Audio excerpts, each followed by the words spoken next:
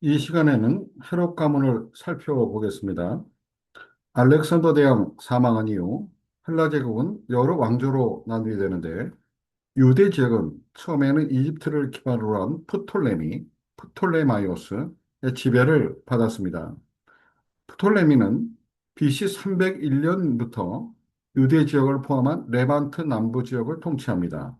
이 레반트 지역은 이집트와 시리아, 메소포타미아를 연결하는 길목에 위치하여서 고대 제국들 입장에서는 군사 경제적으로 매우 중요한 완충지대였습니다. BC 200년경 프톨레미아 셀레우스 간 결전에서 셀레우코스가 승리합니다. 이 전투 이후 셀레우코스가 BC 198년부터 167년까지 유대 지역을 지배하게 됩니다. 셀레우코스 왕조 초기에는 유대 지역의 종교 관습을 존중하는 정책을 폈습니다. 그러나 BC 190년 지중해 패권을 둘러싼 마그네시아 전투에서 로마에게 패배하여 막대한 전쟁 배상금을 물게 되었는데 왕위를 계승한 안티오코스 4세는 이를 만회하기 위해 유대를 헬라화하면서 재정 문제도 해결하려고 하는 정책을 선택합니다. 그래서 예루살렘 성전 예배를 중단시키고 성전을 모독하며 율법과 할례를 금지시키는 정책을 시행합니다.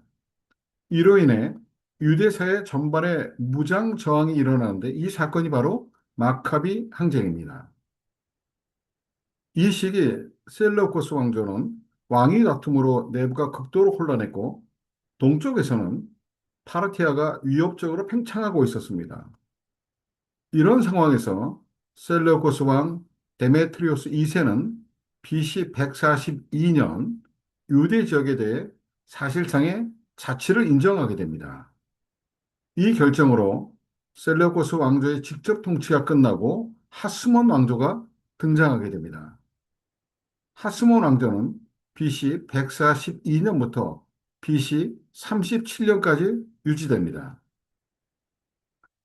BC 37년 로마 공화정의 지원을 받은 헤롯 대왕이 로마 군단과 함께 예루살렘을 탈환하면서 헤롯 왕조가 시작됩니다.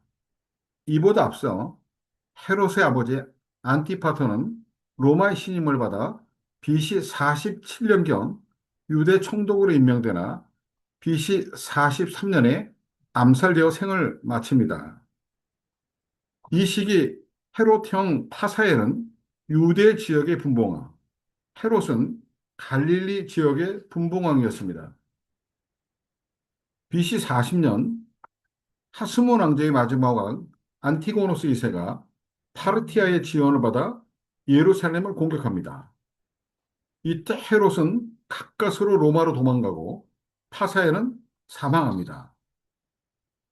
로마로 간 헤롯은 원로원의 지지를 얻어 유대인의 왕으로 공식 임명됩니다. 헤롯은 로마 군단을 이끌고 돌아와 예루살렘을 함락하고 BC 37년부터 유대 지역의 왕으로 통치합니다. 이번에는 헤롯의 아내에 대해서 살펴보겠습니다. 헤롯은 약 10명의 아내를 두었지만 대표적으로 4명만 살펴보겠습니다. 미리암 1세, 하스몬 왕조의 공주로 헤롯은 자신의 출신적 약점을 보완하려 했습니다. 미리암 2세, 대제사장 가문의 딸로 성전 귀족층과의 결합을 노린 정치적 결혼이었습니다. 말타케, 사마리아 출신으로 유대와 사마리아 지역을 안정시키려는 목적이 있었습니다. 예루살렘의 클레오파트라 미리암 1세를 처형한 이후 예루살렘의 유력 가문과 관계를 맺기 위해 혼인하였습니다. 헤롯의 자녀에 대해서 살펴보면 미리암 1세의 아들 알렉산더 아리스토블루스는 왕위 계승자의 기대를 받았지만 헤롯의 여동생 살로메의 모함과 헤롯의 의심 속에서 BC 7년에 모두 처형됩니다. 미리암 2세의 아들 헤롯 빌립 1세는 왕위 경쟁에서 탈락합니다. 빌립 1세의 아내 헤로디아는 이혼 후 갈릴리 베레아에 분봉한 헤롯 안티파스, 헤롯 안디바와 재혼합니다. 이 결혼을 비판한 세례요한은 처형됩니다. 말다키의 아들들 가운데 헤롯 아켈라오는 폭정으로 인해 로마에 폐위됩니다. 클레오파트라의 아들 헤롯 빌립 2세는 갈릴리 밖 동북부 지역을 다스리는 분봉왕이 됩니다. 자, 이번에 헤롯 손자에 대해서 살펴보겠습니다. 헤롯은 아들을 죽였으나 측은지심으로 손자들을 로마로 유학을 보냅니다. 그중 헤롯 아그리파 1세는 로마에서 칼리굴라와 친분을 쌓습니다. 칼리굴라가 황제가 되자 아그리파 1세는 갈릴리 바깥 동북부 지역의 왕으로 임명됩니다. 이를 시기한 헤롯 안티파스가 자신도 왕이 되게 해달라고 요청하면서 아그리파 1세를 모함하려 하자 아그리파 1세는 안티파스가 적국 파르티와 내통했다는 혐의로 고발합니다. 그 결과 AD 39년 안티파스는 유배되고 아그리파 1세는 안티파스 대신 갈릴리 베레아까지 통치하게 됩니다. 이후 4대 황제 클라우디스가 아그리파 1세에게 유대와 사마리아까지 맡깁니다. 그러나 아그리파 1세는 AD 44년 야고보를 처형하고 같은 해 갑작스럽게 사망합니다. 자, 이번은 로마 황제들을 중심으로 살펴보겠습니다.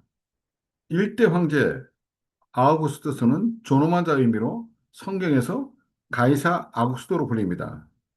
2대 황제 티베리우스는 예수님의 공생애를 사시고 십자가에 처형을 당한 그 시기입니다. 3대 황제 칼리구라는 헤롯 아그리파 1세에게 37년에 빌립 2세 지역을 39년엔 안티파스 지역까지 맡깁니다. 4대 황제 클라우디스는 아그리파 1세기 유대와 사마리아 지역까지 통치하도록 허락합니다. 5대 황제 네로 때 사도 바울이 로마에 투옥되고 사도 바울은 67년경 순교한 것으로 전해집니다. 6대에서 8대 황제는 갈바 오토 비텔리우스로 극심한 혼란에 빠집니다. 9대 황제 베스파니아우스는 원래 유대 반란을 진압하기 위해 예루살렘으로 출정했던 장군입니다. 그러나 로마 황제로 추대되면서 전쟁을 아들에게 넘기고 로마로 귀환합니다. 10대 황제 티투스는 베스파니아누스의 아들로 부친을 대신해 유대 전쟁을 지휘하여 AD 70년 예루살렘을 함락시킵니다. 이제 대제사장 제도를 살펴보겠습니다. 이 부분은 신학 이해에 매우 중요합니다. 헤롯 대왕 시기부터 대제사장은 더 이상 세습직이 아니고 왕이 임명하는 자리가 됩니다. 1대 대제사장은 헤롯의 친구 아나넬입니다. 2대는 헤롯의 처남 아리스토블루스 3세로 헤롯은 아내 미리암 1세와 이 처남을 모두 처형합니다.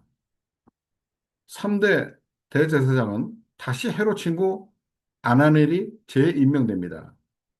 4대는 파비의 아들 예수가 대제사장이 됩니다. 5대는 헤롯의 장인이자 미리암 2세의 아버지인 시몬입니다. 6대는 마띠아가 임명됩니다. 7대는 시몬의 아들 유아살이 대제사장이 됩니다.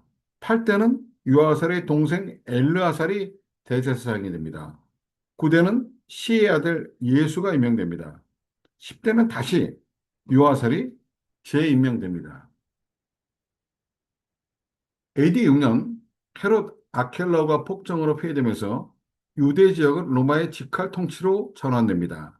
이때부터 총독이 파견되고 대제사장 임명권도 로마가 장악합니다. 이 과정에서 수리아 총독 구레노가 개입하고 그가 임명한 대제사장이 성경에 자주 등장하는 안나스입니다.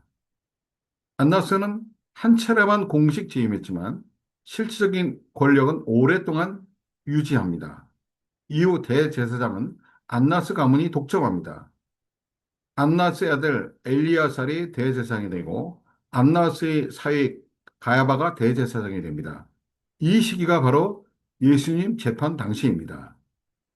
이어서 안나스의 둘째 아들 요나단, 셋째 아들 데오빌로가 차례로 대제사장이 됩니다. 이렇게 대제사장직은 정치 협력자의 자리로 변절됩니다.